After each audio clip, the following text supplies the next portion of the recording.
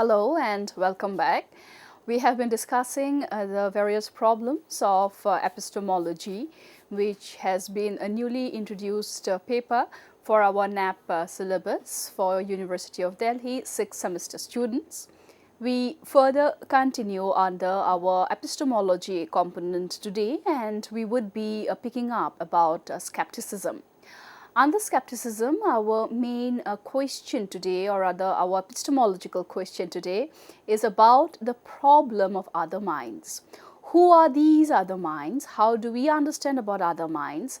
What is the connection of other minds? And where do other minds stand vis-a-vis our knowledge address?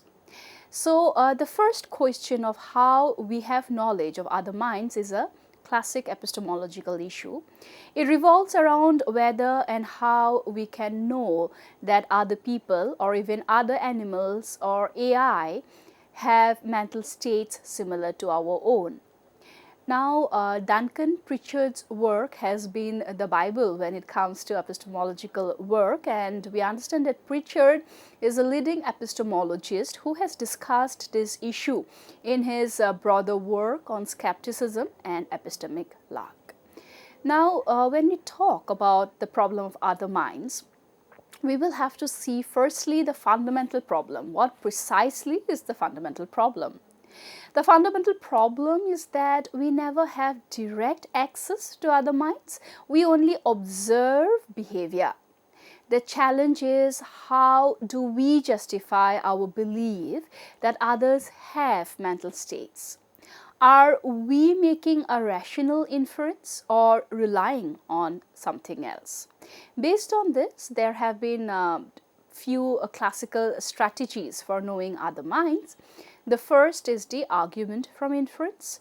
The second is the inference to the best explanation. The third is the Wittgensteinian response or the conceptual argument. The fourth, the direct perception theory. Now, let us understand each of these strategies one by one. The first, argument from analogy. So, what is the basic idea about the argument from analogy?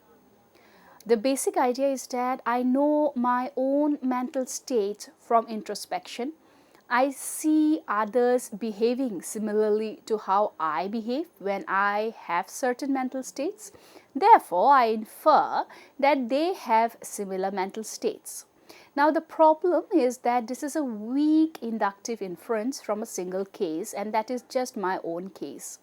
Critics argue that it is insufficient for generalizing to others.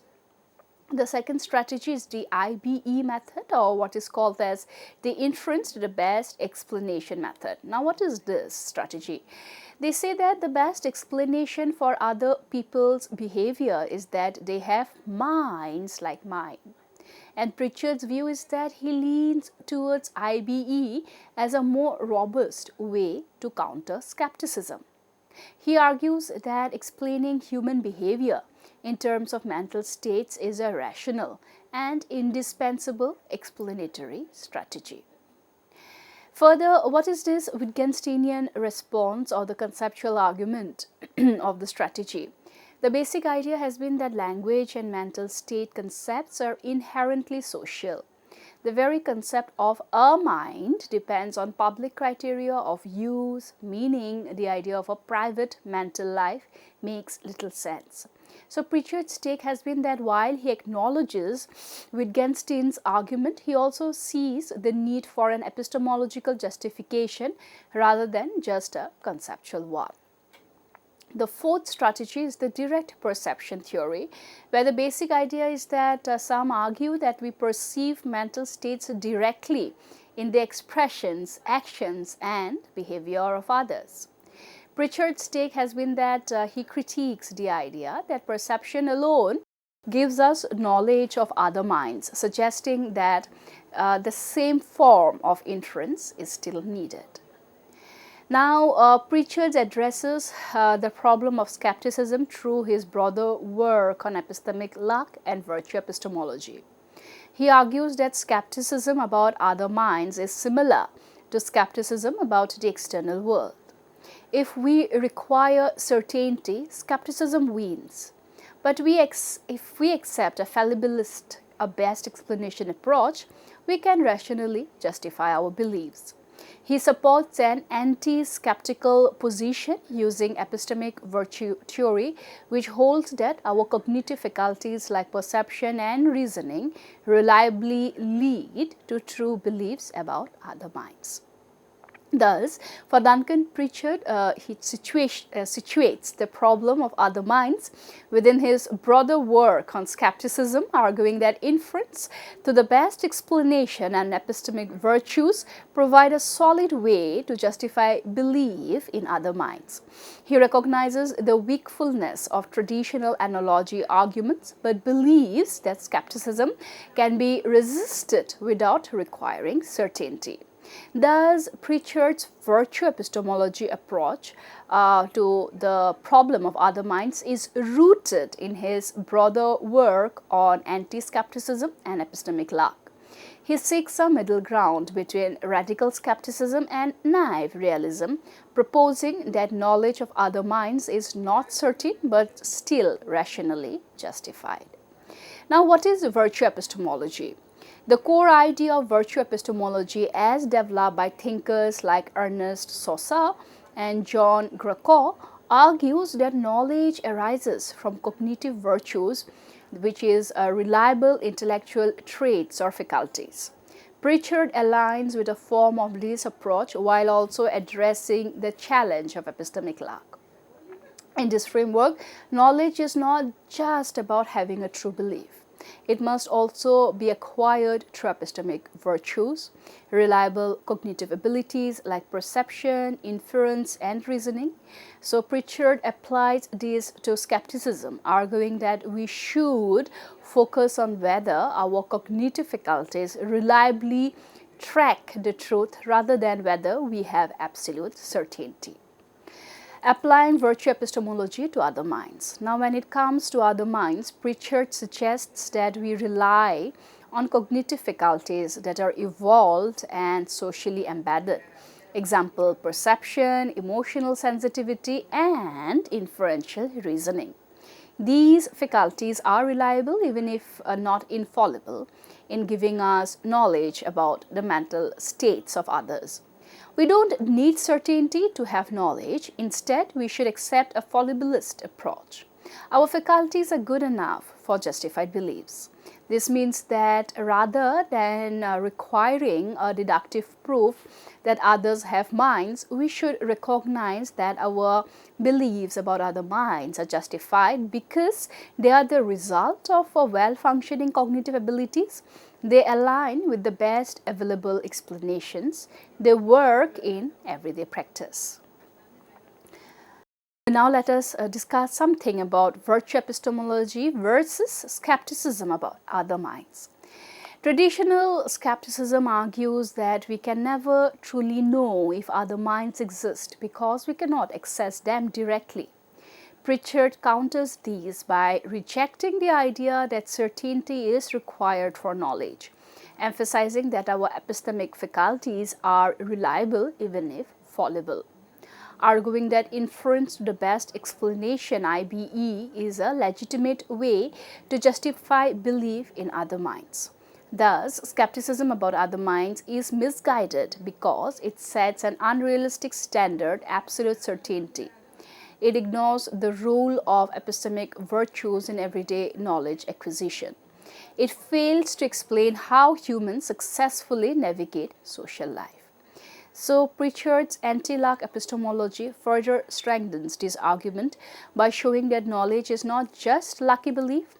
Our cognitive faculties systematically connect us to the truth about other minds. So what did we learn so far? We have picked up 4 important strategies.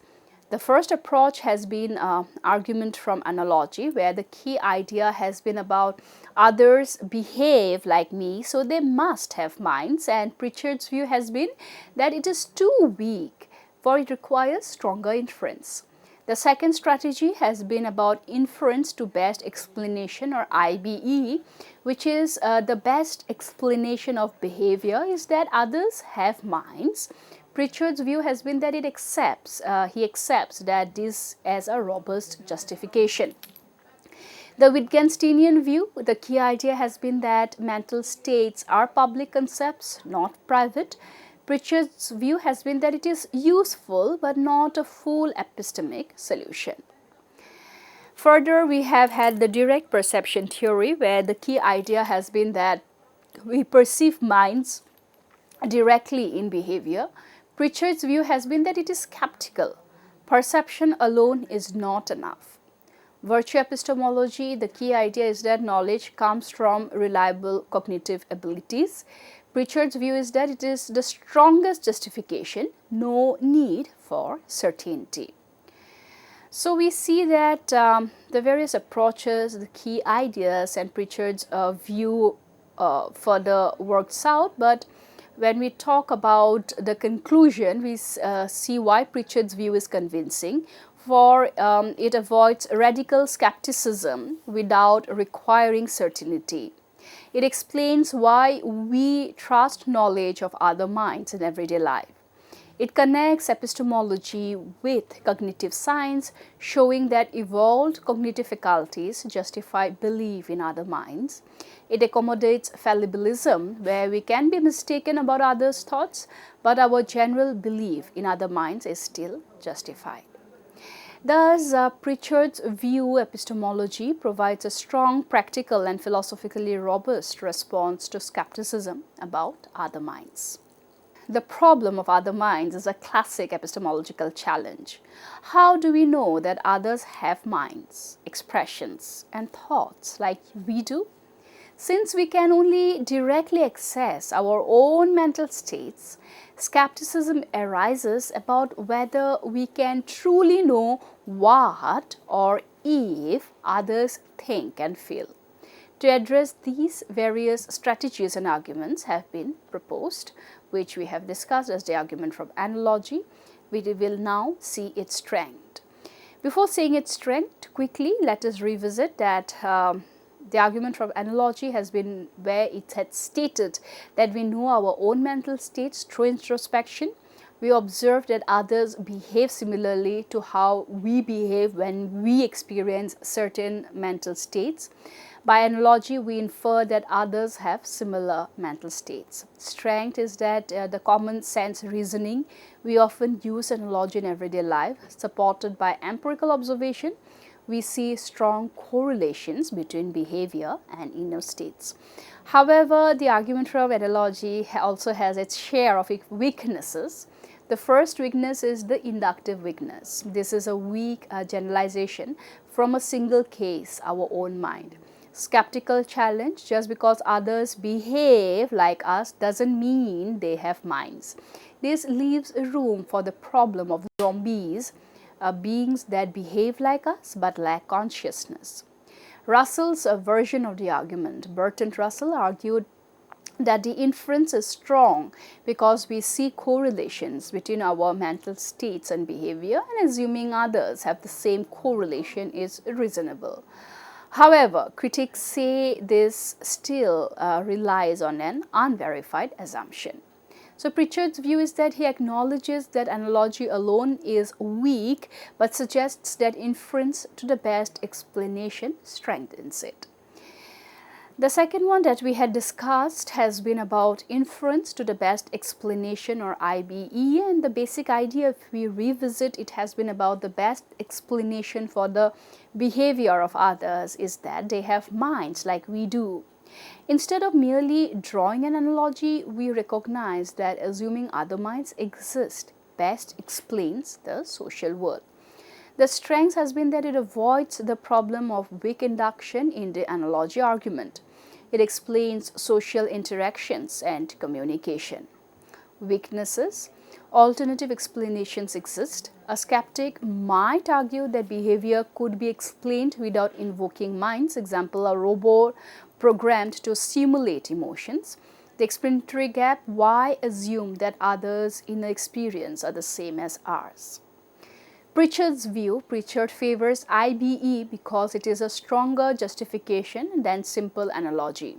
He sees it as a part of broader epistemic framework supported by virtue epistemology. Wittgenstein's response, the conceptual approach, basic idea. Ludwig Wittgenstein argued that mental concepts are inherently social. The very idea of having a mind is tied to language, which is learned through social interaction. If others did not have minds, we would not even have the concept of mind to begin with. The strength is that it avoids skeptical worries by rejecting the assumption that knowledge of other minds is an inference. It emphasizes the social nature and mental concepts. Language itself depends on shared understanding. Now, what are the weaknesses?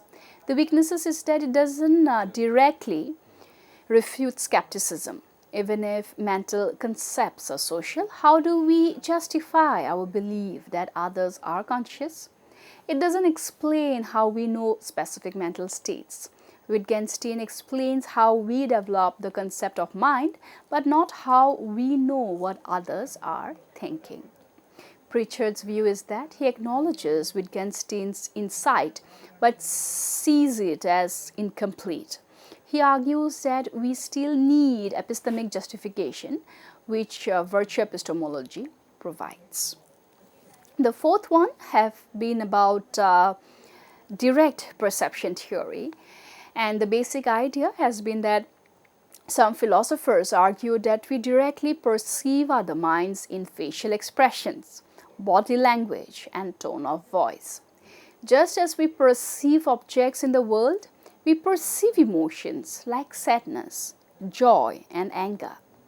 Strengths: no inference needed. It avoids the skeptical gap by saying we perceive minds, not infer them. It explains social cognition. We navigate human interactions through emotional recognition, not logical inferences. Weaknesses: mental states are not always transparent. People can lie, mask emotions, or experience things internally that are not visible. It still doesn't address skepticism fully. Skeptics could argue that what we perceive is only behavior, not mental states. And Pritchard's view has been that he is skeptical that perception alone suffices. He argues that some level of inference is still required. Further, we have virtue epistemology, Pritchard's preferred strategy or basic idea. Knowledge comes from reliable cognitive abilities or virtues rather than from absolute certainty. Knowing other minds is an epistemic achievement. It results from well-functioning faculties like perception, reasoning, and pattern recognition. How does this help with other minds? Our social cognition abilities are epistemic virtues that reliably track the truth. We do not need certainty, only a reliable process for forming true beliefs. We form knowledge of other minds through pattern recognition, example facial expressions, speech; social interaction, example learning language; empathy and mirroring mechanisms, example emotional responses. The strengths are that it avoids radical skepticism. We don't need certainty, just a reliable cognitive process. It explains why we are so good at social interaction. Our ability to understand others is a skill, not just an inference. Fits with empirical research. Psychological studies support the idea that humans have evolved social cognition mechanisms. Weaknesses: it doesn't prove other minds exist with certainty, but this is intentional virtue epistemology is volibilist. Some cases of social misunderstanding exists. However, this does not undermine the general reliability of the process. So then, what then is Pritchard's key contributions? Pritchard's key contribution is that he rejects skepticism while acknowledging fallibilism. Knowledge of other minds is not lucky. It arises from epistemic virtues that reliably track truth. This approach connects epistemology with cognitive science, making it a realistic theory of knowledge. So if we see at this table shown in the PPT here, we see the strategy, the key idea, strengths, weaknesses, and Pritchard's view. The first strategy analogy, the key idea has been about it infers minds by comparing behavior to our own. Intuitive common sense is its strength. Weak induction, problem of zombies is its weakness. And Pritchard's view is that it's too weak on its own. The IBE is that is the best explanation of behavior is that others have minds. Strength is that stronger than analogy, fits with science. Weaknesses is that alternative explanations exist, and Pritchard's view is that it supports it. The Wittgensteinian strategy has been about the key idea where mental concepts are social. Strength is that it avoids skeptical assumptions. Weaknesses doesn't fully explain knowledge, and Pritchard's view has been useful but incomplete. Direct perception, where we see minds directly in behavior. Strength is that it is no need for inference. However, weakness is that people can hide emotions. Skepticism remains. And Pritchard's view has been that skeptical inference is needed. Virtue epistemology, the key idea has been that knowledge comes from reliable cognitive faculties. Strength is that it avoids skepticism, fits psychology. Weaknesses is that it doesn't give certainty. Pritchard's view is that, that is virtue epistemology is his preferred approach. So we have already checked in this PPT about how the various strategies have had been. We will further discuss about how Pritchard concludes, but let us also understand that Pritchard synthesizes different views but ultimately supports virtue epistemology. He believes epistemic virtues such as social cognition and inference give us justified knowledge of other minds. While we cannot have certainty, our knowledge is not merely lucky. It results from reliable faculties, and for him, rightly so, epistemic virtue is the right way out. In our next lecture, we will further discuss this issue. Thank you so much.